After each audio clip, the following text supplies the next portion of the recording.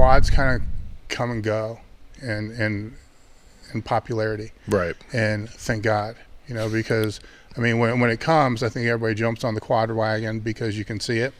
Yeah. You can, if somebody walks in the room, you can see it. You don't necessarily see their erectors or their hamstrings. Right. But you'll see it on the field when they kick your fucking ass. Right. But you can see the quads. But once people realize, if they're genetically not inclined to have big quads, it's hard and painful to grow quads. So then they get away from it. Right. They go back. So I think that's why it kind of comes and goes with, so that's why I hated the trap bar, because it's just so quad dominant. And I was very quad dominant coming into West Side that, Louis would, he threw the trap bar away. It came in and went right back out, and I was fucking really good at it, and it's like, this sucks. I mean, if you're a competitive lifter, you probably don't need to trap bar to deadlift. Yeah, but what I see the hip, like with a deadlift, the bar stops your hips. Mm-hmm. The hips can float through too far. So you're trying to do it to be safer, but then you're compromising the fuck out of their lower back if you're not telling them stop, or something. Don't overpull. Okay. So when I brought that up, you said there's a whole host of things that they're fucking up. That's one that I know really well. What are the ones that come to mind that you just saw? Shoulders moving, or shoulders rounding, because it's here, so they just bend down and pick up. Okay. It's hard to pick up a barbell on the ground really wrong. Your initial feedback's gonna be, well, this is fucked. Something, I don't know what, but a hex bar, you can sort of, I don't know why, but I can have kids pick those up just wrong as all get out. So there's that. Because it is more quad dominant, sometimes the kids with not as good coordination, you will see them drift forward up onto their toes a little bit easier. So I've gone back and forth, and probably about 6 months ago I said, we have hex bars. They're not evil. We're going to use them as a tool like everything else. Mm-hmm. So we bring them in, we take them out. Mm-hmm. And some of the kids like the hex bar, some hate them. I mean, it's to be expected. Yeah. But I used to be, we're not deadlifting with a barbell. Like, I was on that for a while. And then when I got to Westside, I'm like, okay, I can see what he's doing. And then I use the sumo deadlift for their hips. That helped with our lateral speed. Yeah, you go ultra wide. Yeah. It's just... Well, ultra wide for high school athletes is still like shoulder width. So good point. Yeah, we're not putting the collars on. Yeah. But same, it's the same as the box squat. We start on a high mat, drop it down a little on the ground. That's how tight their hips are, though. I mean, that's the determining factor is why they can't get out. Oh yeah. Oh my God. Yeah, you got to hang out with some high school kids. It's wow. Mm-hmm. Holy shit. Yeah, they can't. At best they could do like a modified sumo, like at the Ed Cohn stance, like. So the widest they can possibly be would be in your normal athletic stance, doing a side shuffle drill that a coach would have them have. I would, before we work with them, probably, yeah. Okay. And that's them coming in, though. Yeah. Wow. Yeah, we do a lot of high box squatting. Yeah. And then again use that as their breakdown, but yeah, there's nothing wrong with that. I think that it's JL wrote that one article on shin angle with squatting, which he caught a lot of shit for and a lot of praise for. It was controversial. I think the delivery of it, and it was basically saying no athlete needs to squat below parallel. Right. All right. Well, they need to squat to where they're going to get the biggest bang for the buck. So if their hips are too tight, you can't force them into a compromised position because I've done it. There's a whole host of issues that goes with that. I mean, you pop a hip flexor, that's taken forever. Yeah. All right. Normally that won't happen because they're not. I'm going to sound like Louis. They're not strong enough to actually tear a muscle, but but they will fuck their back up. Yeah. They will twist, they will contort, and do weird shit, with that. So you just keep them higher, man. Who the fuck cares? Yeah. It's what they do on the field. You know, it's people can, you know, make fun of that. You know, they can post it on Instagram and people can make fun of their high squat, but they better be there to make fun of them when they're up fucking 20 points. LeBron James's viral squat videos that everyone bashed. Yeah. He's making more money this year than I will ever make training people. He's got more NBA titles than me, and it doesn't matter. You know, and I've had that argument about the box squat. People are saying, well, they're athletes. They're not lifters. I go, I get that. I knew that when they came in.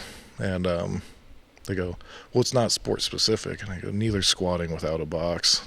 And we all know that the weight room's GPP for the sport, right?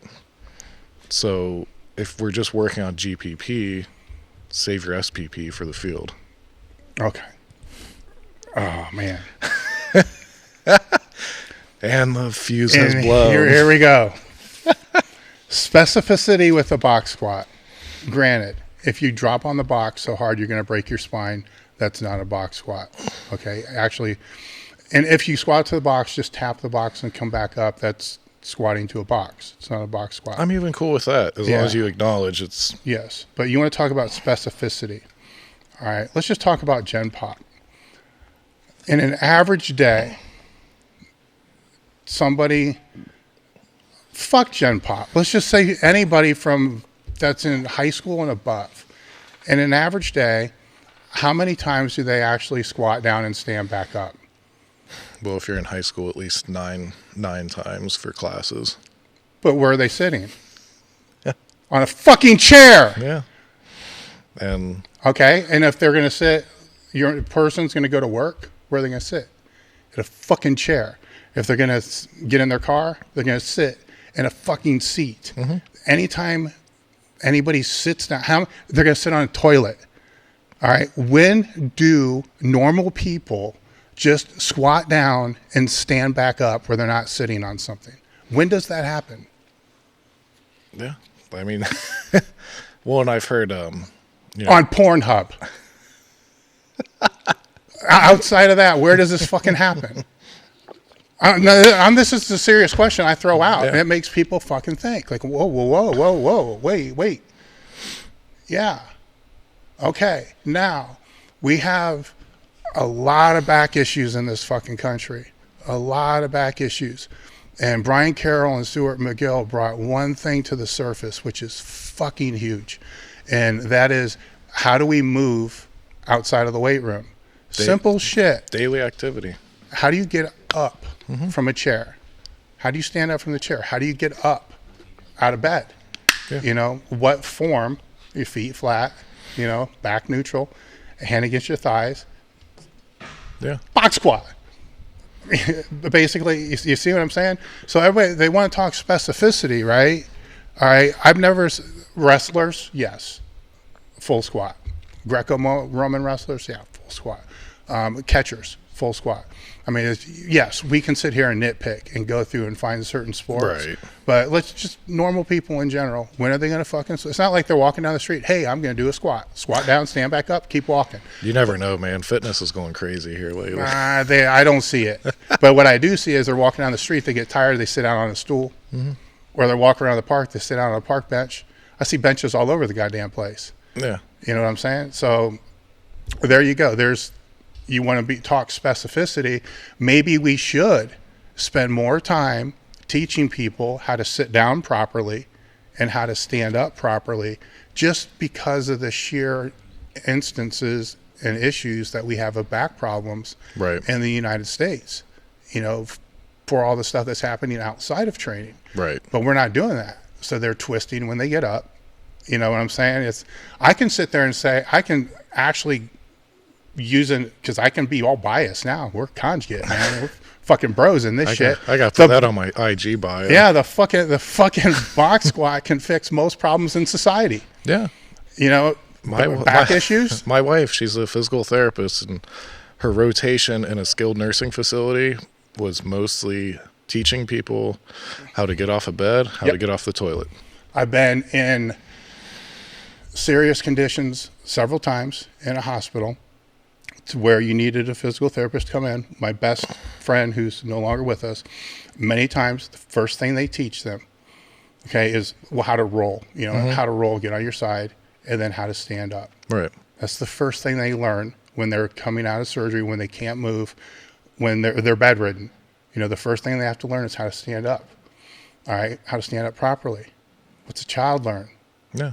How to stand up, and look at the form that you stand up in. Okay, and now you could make that argument and say, well, they're not doing a box squat, Dave. All right, but we still have toilets for them to sit on. Now, would it be more optimal if they just squatted down and shat without the toilet? Maybe. Yes. Yes, I'm not going to disagree with anybody there. You know, I totally fucking agree with that. You know, are the toilet seats probably too high? Yes, I'm not going to disagree with that. Should high school kids, from what you're telling me, shit in the woods? Most definitely.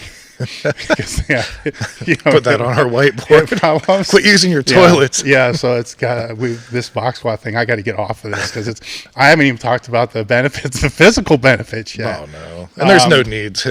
yeah, it's out there. Search it. But you know, and I've had people argue with me about spinal compression. Well, if you have a load pushing down on your spine, you have spinal compression when you walk because of gravity. Yes. You also, and if you stand up wrong, as I'm talking about, you twist. Yeah. You twist as you sit down. The spinal compression, you know, it's still there. Why not learn how to do it right? Correct. Embraced, which I'll use that as a segue into bands because the compression. Bands are the best thing. Okay, bands are the next thing. So we're going to move from boxes.